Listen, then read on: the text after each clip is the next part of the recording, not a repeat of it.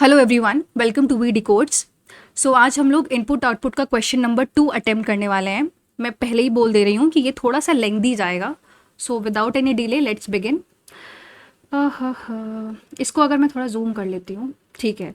तो हमारा इनपुट है ये, और इसका जो लास्ट स्टेप मैंने लास्ट में वीडियो में बताया था कि हमेशा इनपुट जो होता है और लास्ट स्टेप देखते हैं। तो इसका लास्ट स्टेप ये है।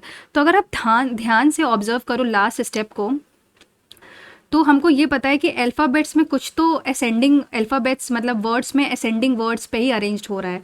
ध्यान से देखो तो for, good, taste, spices, variety, और ये अरेंज हो रहा है। नंबर्स को भी भूल जाते हैं।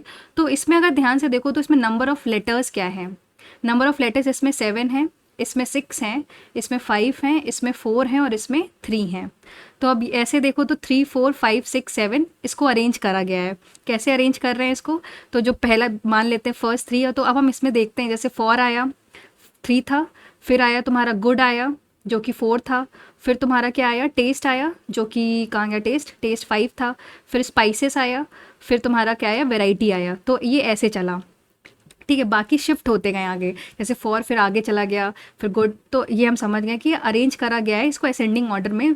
अल्फ़ाबेट्स या एक काम बोलते हैं कि वर्ड्स को हमने असेंडिंग ऑर्डर में अरेंज किया है। अगर हम नंबर्स की बात करें तो अब हमने ये चेक कर लिया है कि क्या हमारे जो नंबर्स हैं वो असेंडिंग में अरेंज्ड हैं। तो ऐसे पहला हम स्टेप करते हैं, असेंडिंग में तो नहीं है। डिसेंडिंग ऑर्डर में अरेंज है, नहीं है।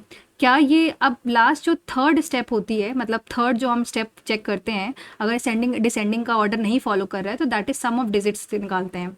सम ऑफ डिजिट्स, जब तक वो एक 1 डिजिट में ना आ जाए। तो जैसे 6 + 4 10, 1 1 हो गया। 2 + 1 3, 9 + 7 16, 1 + 6 7 हो गया। 5 + 3 8, 5 + 4 9। तो अगर ध्यान से देखो तो ये अरेंज हो रहा है 1 3 5 7, ये असेंडिंग ऑर्डर में अरेंज हो रहा है, ठीक है। तो अब हम स्टार्ट करते हैं।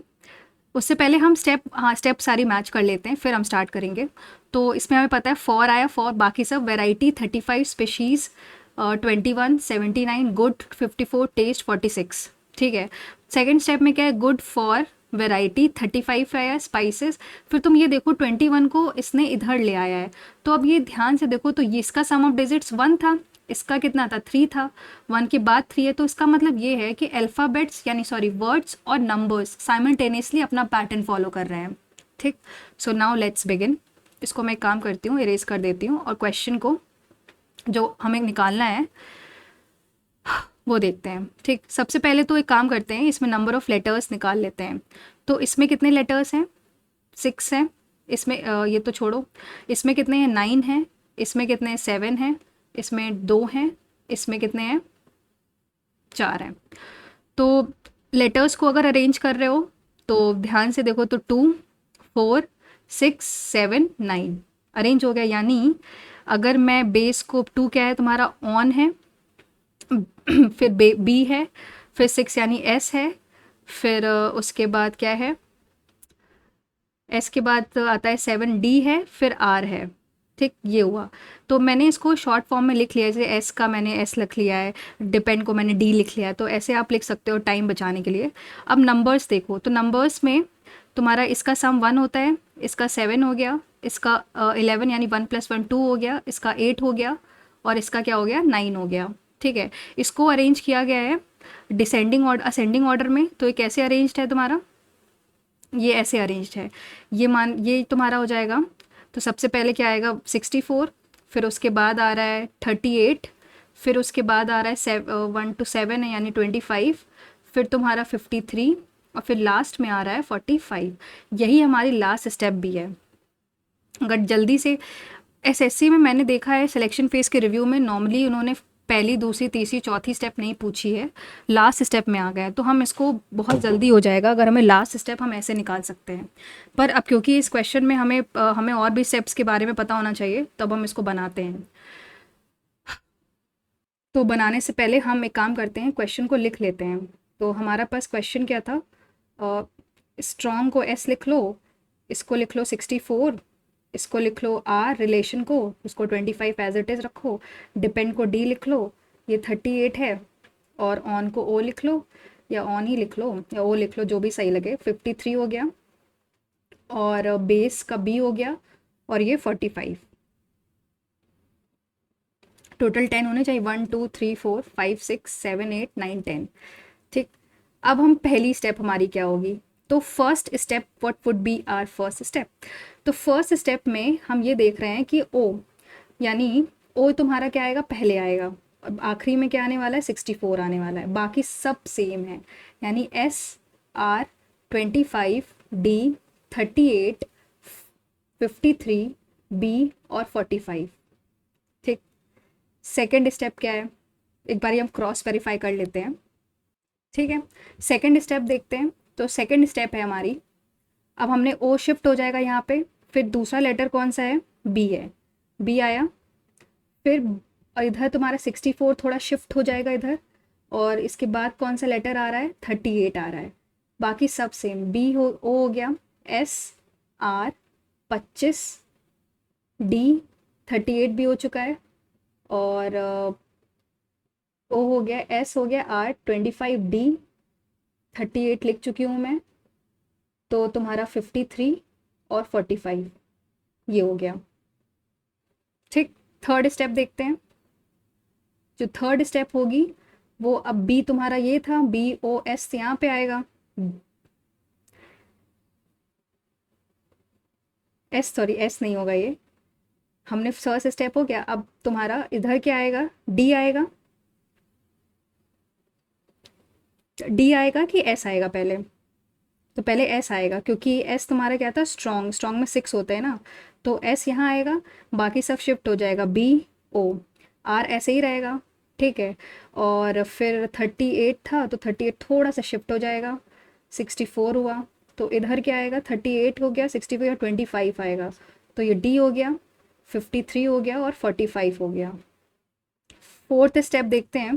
फोर्थ स्टेप ध्यान से देखो, तो अब ने एस तो हो गया है, तो अब डी आएगा, यानी D S B O R हो गया, और इधर तुम्हारा क्या आएगा, 53 आएगा, 53 25 38 64 और 45। ठीक है, अब लास्ट स्टेप हमारी क्या है, लास्ट स्टेप क्या होगी, आर होगी, यहाँ पे आर आएगा, अरे दूसरे कलर से लिख लेते हैं, आर आएगा, डी आएगा, एस आएगा, बी आएगा, ओ आएगा, 64 आएगा, 45 38 आएगा, 25 आएगा, 53 आएगा और 45 आएगा। ठीक है, ये हमारा बन गया। अब हम क्वेश्चन सॉल्व करते हैं, इसको इरेज कर लेते हैं। क्वेश्चन कह रहा है विच of the following will be the fifth element from the left end of step 4। Step 4 का लेफ्ट एंड 1 2 3 4 5 आर है, फिफ्थ एलिमेंट इसका आर है, और fourth element from the right of step 2 1 2 3 4 4, तो आर और 53। आंसर क्या है, R relation R 53, so option D हो गया इसका आंसर। इसको मैं हाईलाइट कर दूं क्या, ये इसका आंसर हो गया। ठीक है, फिर कह रहा है कि what is the difference of the odd numbers that come between strong and base in step 1। Step 1 में स्ट्रॉन्ग और बेस के बीच में जो ऑड नंबर आता है उसका डिफरेंस क्या है, तो स्ट्रॉन्ग एस है और बेस का है हमारे पास, बेस है ये, इसके बीच में, तो इनके बीच में ऑड नंबर्स कौन कौन से हैं, 25 है और 53 है, तो 25 माइनस 53 मतलब मॉड ही होगा, 25 माइनस करो तो 8 और 28 आना चाहिए, तो आंसर इज 28, यानी सी वाला, ये हो गया सी पार्ट इसका। ठीक है, नेक्स्ट है with respect to step 5, 4 of the 5 are alike in a certain way thus form a group, which of the following does not belong to the group। तो 4 of the 5, तो step 5 हमारी क्या थी, ये थी RDS BO, तो base हो गया, बेस डिपेंड 38 53 और 45। तो अगर ध्यान से देखो तो इकलौता 45 है जो कि एंड में है, मतलब एक्सट्रीम एंड में, बाकी सब में से कोई भी एक्सट्रीम एंड में नहीं है। अगर ऑप्शन में आर और हो जाता तो फिर कोई और लॉजिक लगता, तो ये तुम्हारा एक्सट्रीम एंड में है, इसलिए ये ऑड वन आउट है, तो इसका आंसर हो गया 45। फोर्थ नंबर देखते हैं, which of the following is the third element from the left of the fourth, एक minute, which of the following is the third to the left of fourth element. Step third में third to the left of fourth element from the right. पहले तो fourth element from the right कौन सा होगा, 1 2 3 4 ये हुआ। अब इसका क्या कह रहा है, which element is a third to the left. अब इस 45 जो है इसका लेफ्ट क्या होगा, ये होगा 1 2 3, तो आर होगा आंसर। Answer is are.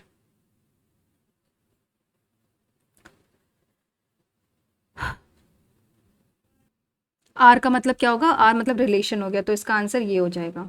ठीक, नेक्स्ट लास्ट क्वेश्चन है, what is the sum of numbers that are towards the right of base in step 1। Step 1 में बेस के राइट में, तो बेस का राइट क्या है, ये दोनों नंबर हैं, यानी 45 प्लस 64। तो 45 प्लस 64 यानी हो जाएगा 109। तो इसका आंसर ए हो गया। तो ये था, फाइनली इट्स ऑल डन।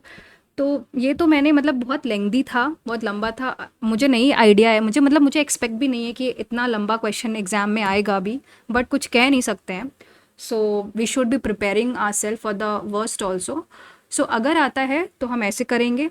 और नॉर्मली मैंने देखा है और मैंने रिव्यू में जितना एग्जामिन किया है वो यही है कि अगर इनपुट आता है तो हमेशा वो लास्ट स्टेप का क्वेश्चन पूछ रहा है। तो लास्ट स्टेप तो हम लोग बिना फर्स्ट सेकंड थर्ड फोर्थ निकाले भी निकाल सकते हैं, अगर हमें एक बार लॉजिक क्लियर हो गया कि इसमें क्या लॉजिक फॉलो कर रहा है। ठीक, so thank you guys for watching the video. मिलते हैं नेक्स्ट सेट में। Till then take care, stay safe and all the very best for your respective exams.